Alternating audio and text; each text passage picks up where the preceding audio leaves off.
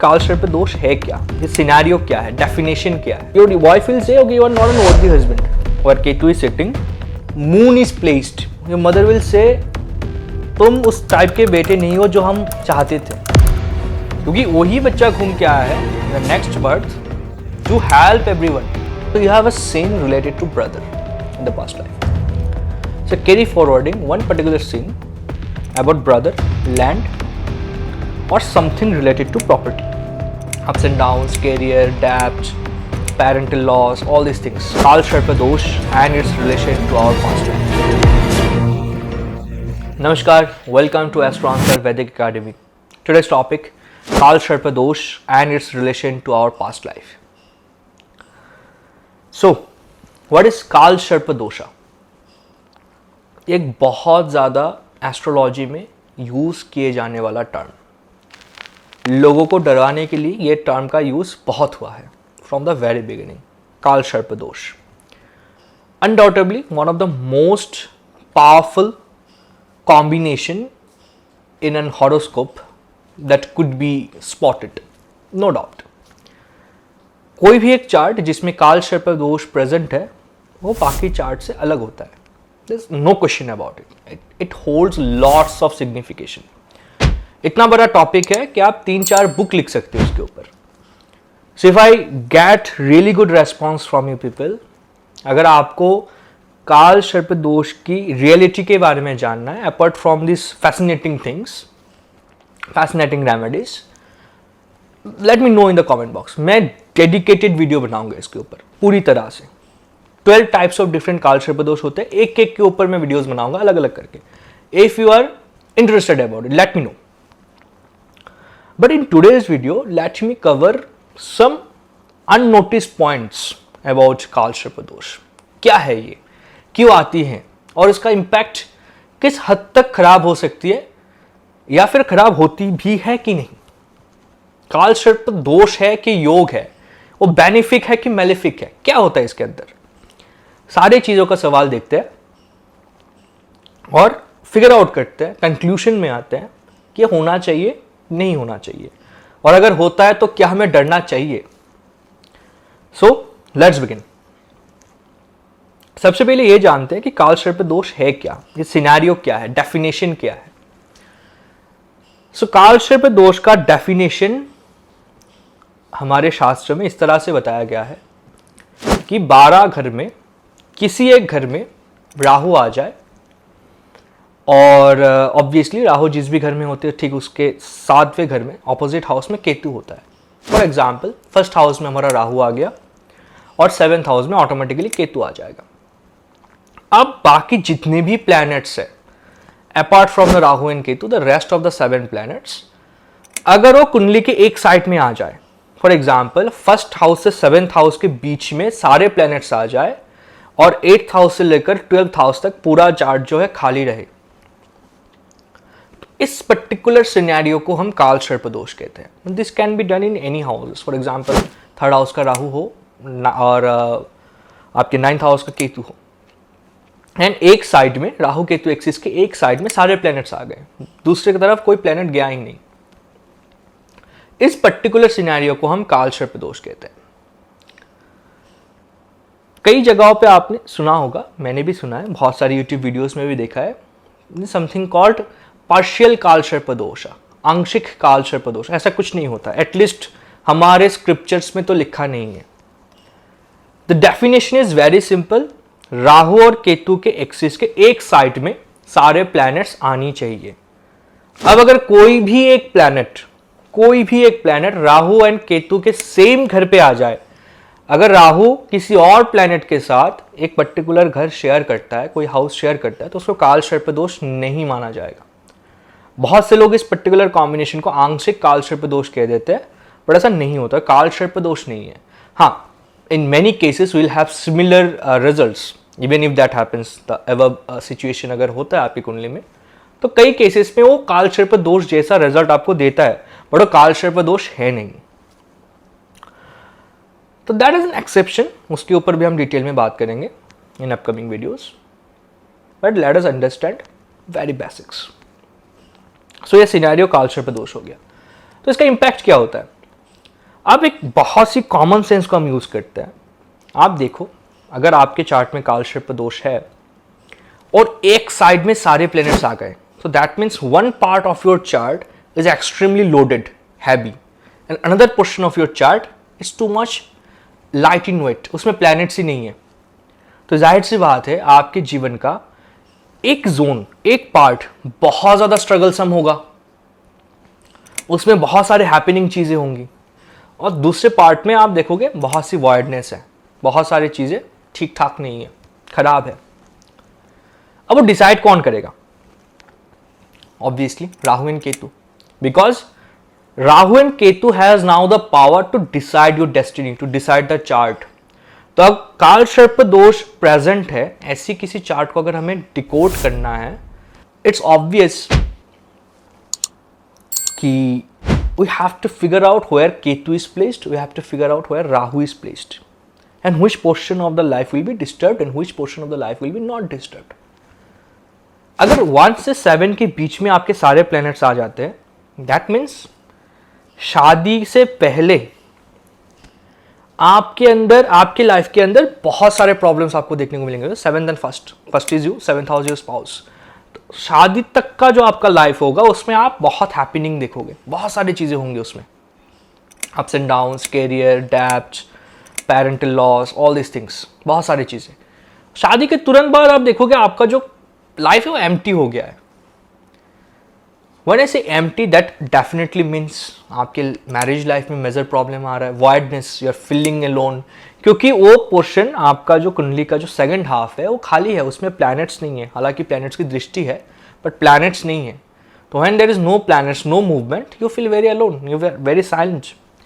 वहां पे आपको स्ट्रेटेजिक कुछ नहीं मिलेगा, सिस्टमैटिक कुछ नहीं मिलेगा, बस है, और आपको डिस्टर्बेंस वहीं पे मिलेंगे। उस जगह में आप बहुत ज्यादा कंफ्यूज हो जाओगे कि करना क्या है, because that is completely empty, void, समझ में नहीं आ रहा क्या करें। तो based on the calculation, so you have to figure out कि which portion of our life will have the voidness and which portion of our life will have the struggling part, ups and downs. अब दोनों point में कुछ ना कुछ गड़बड़ी हो रही है। एक जगह में बहुत ज्यादा स्ट्रगल है, so struggle is needed, because if you are living, struggle is a proof that you are living, right. Otherwise तो लाइफ स्मूथ हो गया, स्ट्रेट हो गया, तो वो सर्वाइविंग हो जाता है, वो लिविंग नहीं होता है। If you are living, you have to have struggle. अगर हर रोज आपके जीवन में एक चैलेंज है, that means you are living. Challenge नहीं है, डेली लाइफ कर रहे हो, सरकारी नौकरी कर रहे हो, you are just surviving, you are not living a life, you are not getting any challenge. So Rahu Ketu आपके जीवन में वो चैलेंज आता है जो फिल करवाता है आपको, okay you are just not surviving, you are living. So Rahu Ketu is important, which brings the spark of living in you.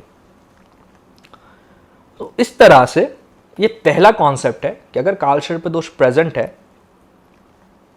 तो एक पोर्शन में आपको कई सारे इंपैक्ट्स देखने को मिलेंगे based on the planetary combinations, planetary aspects, उच्च नीच ग्रहों का, और दूसरे साइड में there is nothing.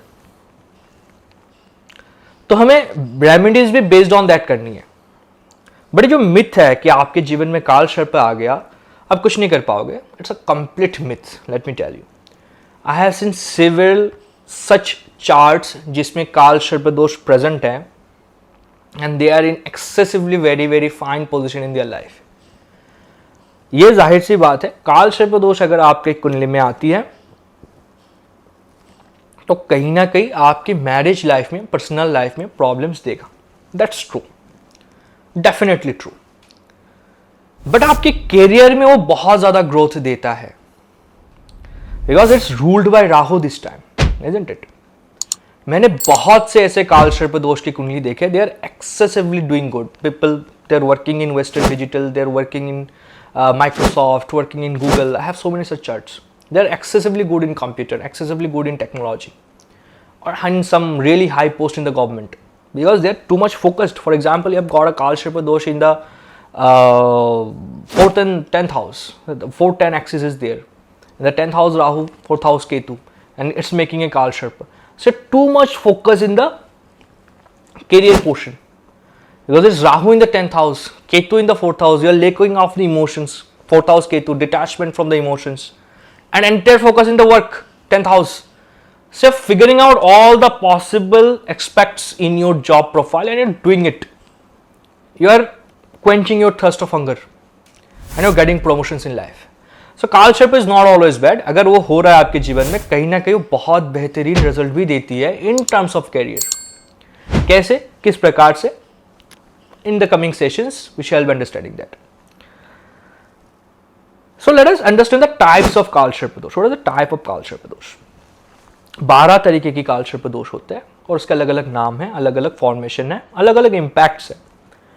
So let us know what are the 12 types of कालसर्प दोष. The first कालसर्प दोष is called as अनंत कालसर्प दोष. What is an अनंत कालसर्प दोष? When you get Rahu in the first house, Ketu in the 7th house, and all the planets in one side of the Rahu Ketu axis, one side of the chart. This can be in the left side or right side, doesn't matter. Rahu and Ketu is in the first and 7th house, and all the planets are either side of the chart, will be considered as Anant Kalsharpa dosh. This is the first formation of Kalsharpa dosh, type 1. Second type is known as Kulik Kalsharpa dosha, where the Rahu is placed in the 2nd house and Ketu is placed in the 8th house. All the planets in either side of the chart. Now comes the third formation, Vaski Kalsharpa dosh, where Rahu is in the 3rd house and Ketu is in the 9th house. Then comes Shankapal Kalsharpa dosha, where Rahu is in the 4th house and Ketu is in the 10th house. Then comes Padma Kalsharpa dosha, where Rahu is in the 5th house and Ketu is in the 11th house. Then comes Mahapadam Kalsharpa dosha, where Rahu is in the 6th house and Ketu is in the 12th house. Then comes the Takshak Kalsharpa dosha, where Rahu is in the 7th house and Ketu is in the 1st house.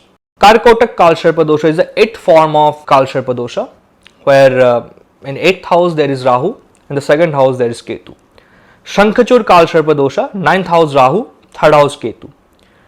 Ghatak Kalsharpa dosha, 10th house Rahu, 4th house Ketu. Vishdhar Kalsharpa dosha, where 11th house Rahu and 5th house Ketu. And finally the Sheshnag Kalsharpa dosha, where there is the 12th house Rahu and 6th house Ketu. So these were the 12 types of Kalsharpa dosha as given in our scriptures. अब हर एक कालसर्प दोष की अपनी अपनी criteria होती है, अपनी अपनी religious activity होती है, उसके अलग अलग रेमेडीज होते हैं, अलग अलग इम्पैक्ट्स होते हैं हमारे जीवन में. उसको डिटेल में हम स्टडी करेंगे. But not just the like you will get in the web. आप कालसर्प दोष टाइप करोगे गूगल में, आपको कई सारे इसके रेमेडीज, प्रॉब्लम्स क्या क्या है, सब कुछ मिल जाएंगे. मुझे वो सब नहीं करना है. That is easily available. I am here to tell you something what you will not figure out in the web, which only you can figure out from the shlokas. What is the connection of those Kalsharpa dosha with our past life? So today, let me talk about Ananta Kalsharpa dosh, and if you guys figure out this particular thing really interesting, let me know. I shall make a dedicated video for each of the formation, the 12 dedicated videos for 12 dedicated Kalsharpa dosha. So Anant Kalsharpa dosh. As you know, 1st house Rahu, 7th house Ketu. So when you have Anant Kalsharpa dosha, that means Rahu in the 1st house in Aries, and Ketu is in the 7th house. So you have a sin related to brother in the past life.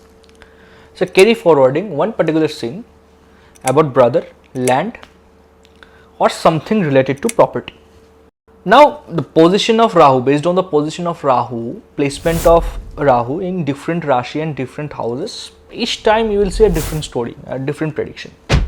So this is a case for especially when Rahu is in Aries in the 1st house. It is a case of Ananta Kalsharpa dosh. So when I say you have a sin of brother in the past life, that means आपने past life में अपने भाई को ठीक तरह से जो आपके पास था आपने मदद नहीं की होगी, और you betrayed your brother at some point related to land, या फिर आपके पास पावर था किसी को मदद करने के लिए to help out someone and you didn't do it, you betrayed someone although you have the full authority of doing this particular thing which you are carry forwarding in this particular life. That is why Rahu is in your Lagna, in the sign of Aries. Why Aries? Mangal, the significator of brother. That's why I say that definitely a sin related to brother. Most probably in my study of the chart, in many cases I figured out people with Anant Kalsharpa dosh, they face a definite problem of property disputes in the family, especially with brother, and brother betrays them. Reason in the past life you did the same, and this particular life you are again born to have that particular punishment of your past life. And how to confirm this particular prediction? So you will see, आप predict करो उनके chart में कि उनके family ancestors में from his grandfather, parents, someone will die in very early age. कोई ना कोई होगा उनके पूरे फैमिली में, अननेचुरल डेथ होगा, अर्ली एज में किसी की डेथ हो जाएगी, क्योंकि वही बच्चा घूम के आया है in the next birth to help everyone.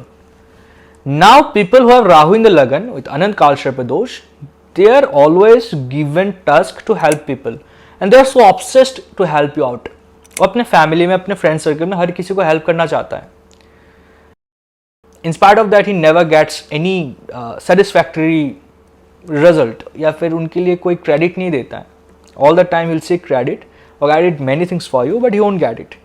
He won't be praised enough by the family members, क्योंकि ये आपका पूर्व कर्म है जो आप इस पर्टिकुलर लाइफ में पे आउट कर रहे हो. आपका जन्म ही हुआ है उसको पे करने के लिए. वो जो पेंडिंग कर्मा है, पेंडिंग डेब्ट्स है, you are here to pay those things.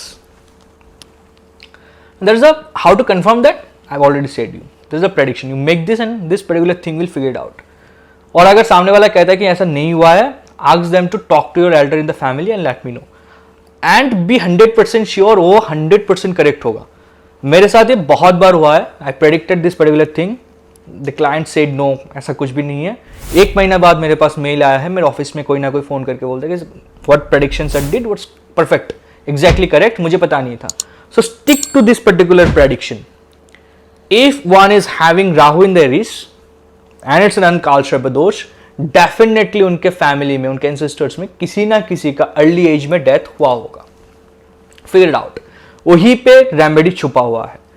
From that only you can help this particular native in this particular life. Ab since you have Rahu in the Lagan, automatically you get Ketu in the 7th house. Now what's Ketu in the 7th house? The 7th house Ketu in Libra. You don't want to communicate with the world. आपको मदद करना है, मदद कर दोगे, लेकिन आपको communicate नहीं करना है लोगों के साथ, सोसाइटी के साथ. But people will disturb you. They will come and ping you out कि नहीं आपको ये करना है, मुझे ये मदद कर दो. They will literally force you. Scenario, situation will literally force you to come out and speak with the world, to communicate with the world, to have terms with the world, the outer society, which is a very very big punishment for those natives. उनको नहीं करना है, उनको किसी के घर नहीं जाना है, इन्विटेशन में नहीं जाना है, but they will be forced to do it. और जब आप जितना ना करोगे ना लोगों को कि बात नहीं करना, ना ही आपका तकलीफ जो है इंक्रीज होगा. You have to socialise yourself. That's a remedy.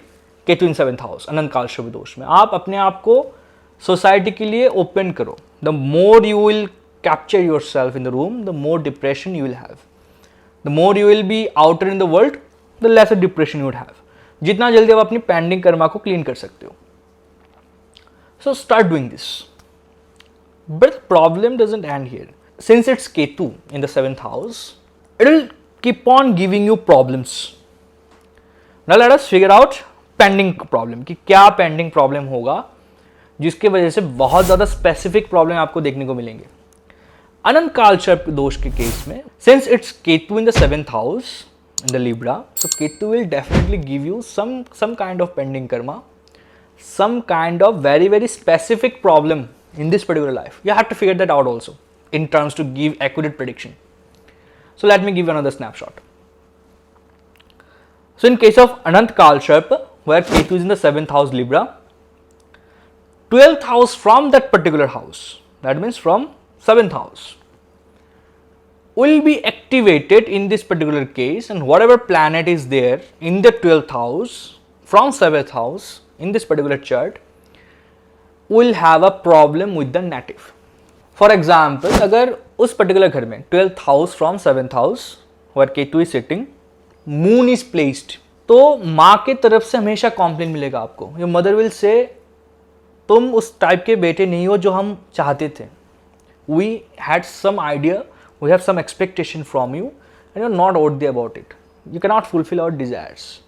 अगर वहाँ पे मंगल है तो आपका भाई आपसे ये बात कहेगा, वहाँ पे शुक्र है तो आपकी वाइफ आपको ये कहेगा, your wife will say that you are not a good husband, you are not worthy enough to become a husband, क्योंकि क्रेडिट नहीं मिलेगा आपको. That was your pending karma, आपने क्रेडिट नहीं दिया इसलिए इस जन्म में आपको क्रेडिट नहीं मिलेगा. And you will be always, since it's Libra and 12th house is your expense, all the time you will be criticized because you don't spend much, or it's not in your capacity to do those luxurious things for which you will be defamed. उस particular घर में जो भी planet है, उस planet की signification, अगर सन है तो फादर, मरकरी है तो योर सिस्टर, मंगल है तो योर ब्रदर, मरकरी है तो आपके friend circle, Venus, especially for the Venus, because the 12th house and we are talking about Libra, so Venus is much more important in this particular case. So Venus will, your wife will say, okay, you are not an worthy husband, and whatever demands I have in life, you cannot fulfill this, neither in the bad nor in the practical life. You're supposed to get this kind of statement from your loved ones. और आप criticize इसलिए हो गए क्योंकि आप enough spend नहीं करते हो. Although it's not in your capacity, आपको लगता है कि वो आपके आउट ऑफ कैपेसिटी हो जाएंगे और आप होल्ड करना चाहते हो, और उस पर्टिकुलर जगह में आपको क्रिटिसाइज होना होगा from your very very loved ones. That's your pending Karma, I can not help it.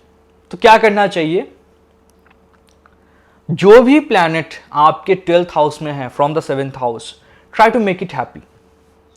Although आपको वहां से क्रेडिट नहीं मिलेगा, बट जब तक नहीं मिलता है तब तक आपको करना है, because you are paying your pending karma, you are paying your debts.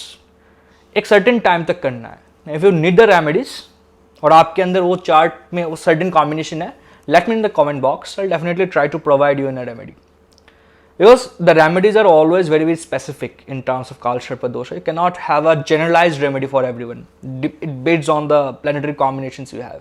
So if facing this kind of problems, you can directly mail me. I'll definitely try to provide you a synthetic remedy about it. So this was the connection of pending karma with Kalsharpa dosha. So we have more 11 types of Kalsharpa dosha pending with us, each having a different past life connection, a different impact in our life. So this can be figured out easily, and this can be given with certain remedies as well. So if you guys are interested, I promise to make dedicated videos on each topics, but let me know. Till then, take care, keep well.